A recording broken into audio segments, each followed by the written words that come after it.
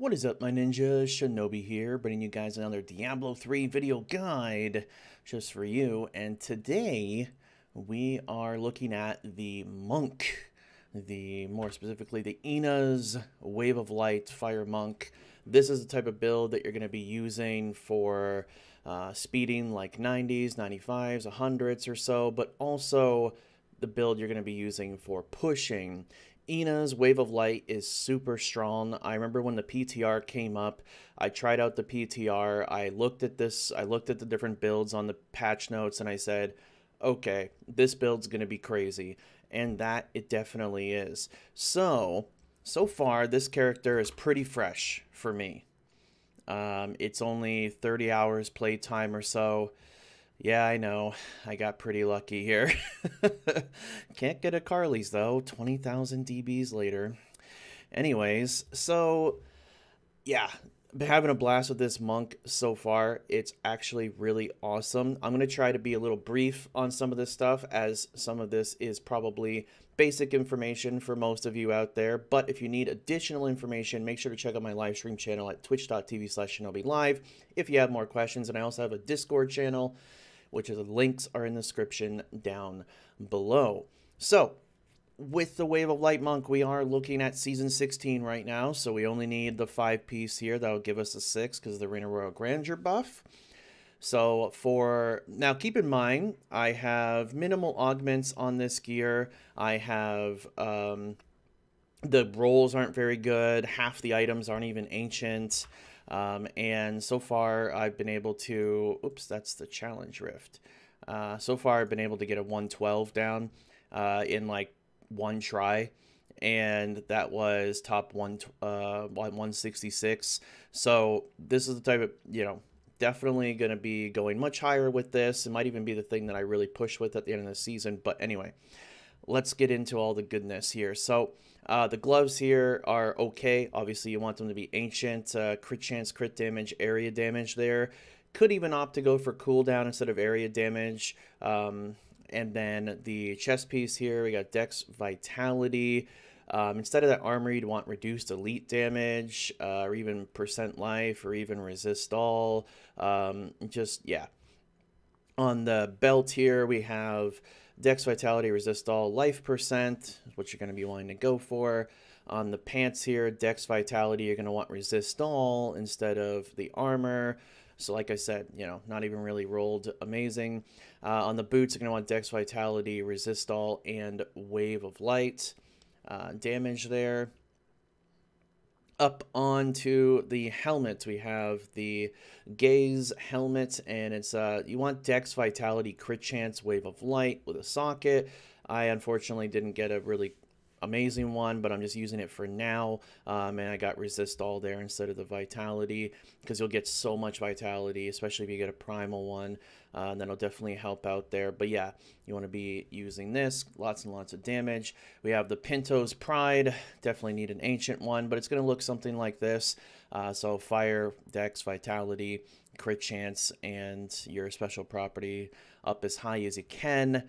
We are using the Traveler's Pledge Compass Rose combo, so this Traveler's Pledge not even that great. Fire, Crit Chance, Crit Damage with a socket, and reduce melee attacks in the secondary there. And then Compass Rose, just getting as much damage as you can on the Compass Rose, preferably an ancient one so you can do those augments. And then Convention of Elements, getting as much damage as you can on there, and then having the special property as high as you can. Now, we are using these shoulders here, the Pauldrons of the Skeleton King. These come from Act 1 bounties. So you're going to be wanting Dex Vitality, area damage, and cooldown. However, these are not rolled the way that I want them to be. You can go for the other shoulders here. You can go for these shoulders, giving you a little bit more reduction, especially if you're doing like 90s, 95s, 100s, 105s, something like that. However, once you start getting really high up there in the greater rifts, that 50% reduction from Cyclone Strike is not going to do anything for you. So honestly, with the shoulders, you can pretty much go with whatever ones you want. And yeah, so these ones are pretty decent because it actually gives you some kind of a use here to maybe give you a little bit extra survivability, but it doesn't really matter. Just get the best ancient ones you can that have the correct correct stats on there.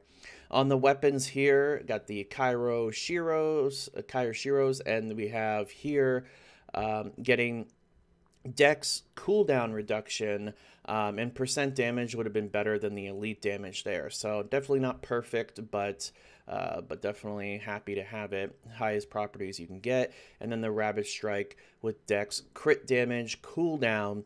So these ones here are pretty much perfect.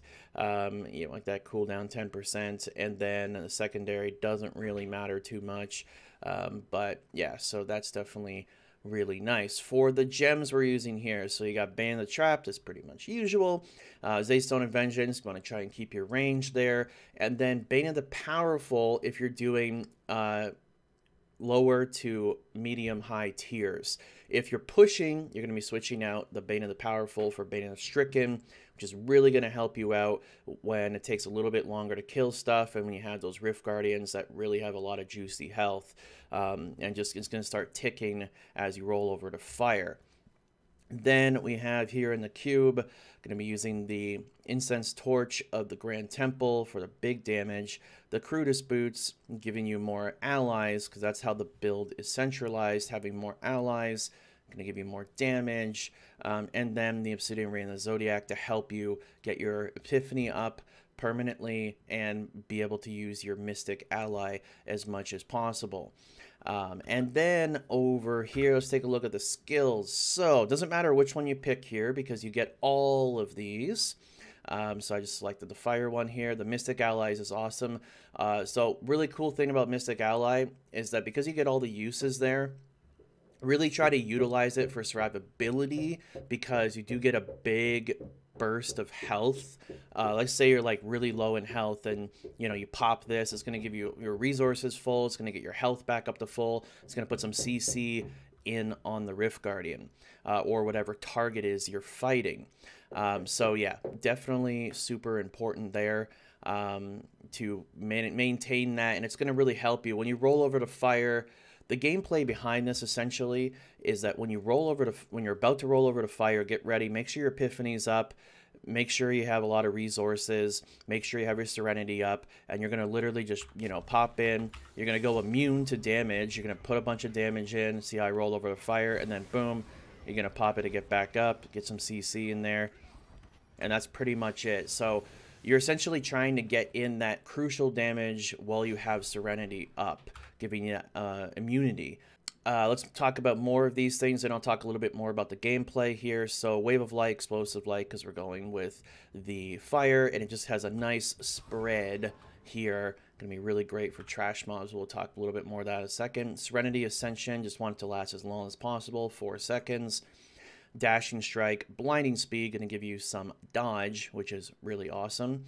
And then we also have Mantra of Salvation, which is going to give you more dodge. You don't really have to spam this as much because you're just going to get a little bit of resist there. You're mainly using it for the passive effect that's going to give you the dodge there. Because keep in mind, when you get up into those higher tiers, you're going to be, you're going to be pretty squishy as far as like, not being able to take like arcane beams and things like that. So if you have a lot of dodge, you're playing more of, just trying to avoid damage is what you're trying to do. Epiphany, however, you do have some damage reduction here. So you have Epiphany, Desert Shroud. It's just going to enable you to not die to literally everything. So, and then also getting those resources back up and enabling you to put out your damage output when you have that Epiphany up. In the passives here, we have Near-Death Experience, Beacon of Yatar, reduced cooldown, which is awesome. Seize the Initiative. You may say, well, I mean, what if I'm doing, mobs are, once it goes past 75% life, it's not going to be that big of a deal. The thing is there's a lot of targets for you to hit, and as long as you're constantly hitting waves and waves of monsters coming in, let's say you're trying to finish off an elite or something, and he has like some more mobs are coming by you. You want to constantly try to keep siege the initiative up, because you're always getting that attack speed, and it really helps, especially if you're getting like a Rift Guardian like Saxtress that keeps summoning a bunch of adds. You're gonna keep your seize the initiative up, and you're gonna be attacking faster and faster. When you roll over to fire, it's gonna be chunking his health. So super key. Now, there's some option here. Unity is going to give you 20% damage increase, which is a lot of damage. However, if you want to go with a little bit more survivability, especially when you're pushing up higher there, because you do a lot of damage already, Guardian's Path is going to be a good choice there. It's going to enable you to get up to 75% dodge. If you take a look over here, I currently am at 57.7, and I jump, I'm at 74.6. That's going to be a lot of dodge. However, if you don't have this and you have Unity, you're sitting at 35 and you jump up to 61. So it's going to give you some more dodge there. But you really can go either way. Just really depends on your play style and all that. Taking a look at the Paragon here, obviously we're going to be getting movement speed, dexterity. Then coming over, we're going to be going for our crit chance, crit damage, cooldown, then attack speed. Over here, we're going to get resist all, then life, then armor, then regen life. Then over here, we're going to get our reduce resource, area damage, just whatever. Depends on the content you're doing, whichever one you get first, and the rest of them don't really matter. As far as a little bit of behind the gameplay of it, you kill trash really nicely, especially if you have more area damage. I'm currently a little lacking in that area. My area damage is only 68%, but you do a lot of damage because of that nice spread. And then you got the season initiative going on, so you want to mainly focus on blue packs that are pretty easy to kill for your greater rifts, and you want to focus on trash mobs, just getting a bunch of them stacked up together. Especially when you get higher up, you're not going to be one-shotting the trash mobs when you don't have your fire rotation up. So you want to try to attack multiple mobs. Let's say there's like a bunch of trash over here, a bunch of trash over here. You're going to be hitting them just to kind of aggro them, to get them kind of moving towards you. And then as soon as you roll over to fire, boom, you blow them all up. And same thing goes with pretty much all the targets you're killing. You want to just make sure you're always up on that COE there. And then Templar, just basic stuff as usual, just getting the Can't Die, getting the Jane Doe for the freeze on the Rift Guardian, or even an Elite or something if you happen to be killing one, and getting that damage bonus from the Oculus Ring that you stand inside of, get more damage. And then Essa Johan is actually very helpful for pulling things in for you, and the rest of it doesn't really matter. And then the down here, you want to be picking you can't see it, but you get actually more spirit generation by picking the bottom left one on the Templar.